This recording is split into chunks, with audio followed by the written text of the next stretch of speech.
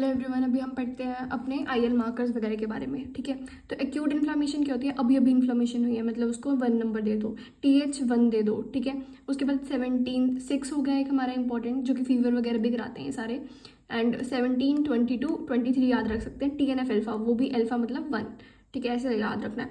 And मैं confuse होती हूँ बिटवीन TH1 आएगा या TH2 आएगा। तो देखो, एलर्जी क्या होती है? हमारी type 1 hyper sensitivity reaction, right? तो उसके पास ऑलरेडी 1 है, तो तुम्हें एक और 1 क्यों देना है? तो इसलिए TH2 यहाँ आएगा, TH1 वहाँ आएगा। क्रॉनिक में बहुत देर से लड़ाई चल रही है। ठीक है, अब लोग इकट्ठे हो गए हैं, मतलब इतने सारे लोग, कितने 17 लोग, 12 लोग।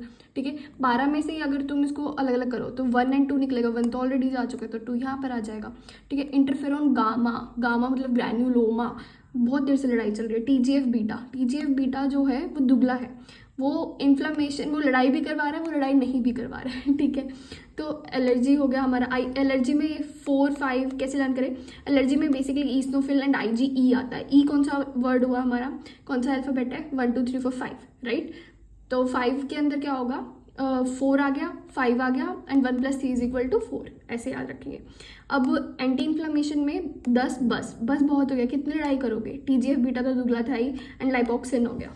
ठीक है, अब कीमो टैक्सिस में हम क्या कर रहे हैं? अब हम बुला रहे हैं न्यूट्रोफिल्स को, एंड हम बोल रहे हैं कि भाई शांति करवाओ, तो आओ, पहले आप आओ। ठीक है, जैसे कोई लड़ाई हुई, हमने पुलिस को बुलाया, वैसे कीमोटैक्सिस करता है। तो IL-8 न्यूट्रोफिल्स को बुलाने के लिए होते हैं, पुलिस मैन ही तो बोलते हैं इसको अपने। एंड देखो, मैं ना हमेशा कंफ्यूज होती हूँ, कॉम्प्लीमेंट कौन सा आएगा, A आएगा या B आएगा? तो हम कीमोटैक्सिस में बुला रहे हैं, आओ, तो A आएगा। ठीक है, बिफोर मी LTB4 हो गया। ऑप्सोनाइजेशन के अंदर B आ जाएंगे, एंड IgG आ जाएगा हमारा, CRP। एक्यूट फेज रिएक्टेंट में ना बहुत सारे इंक्रीज होते हैं, तुम ना डिग्रीज वाले लर्न कर लो।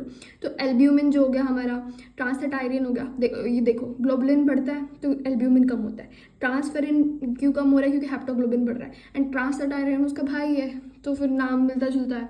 एंड रही बात मैक की डेफिशिएंसी होने पे नाइसीरिया होता है, एंड हमारा INH की डेफिशिएंसी होती है।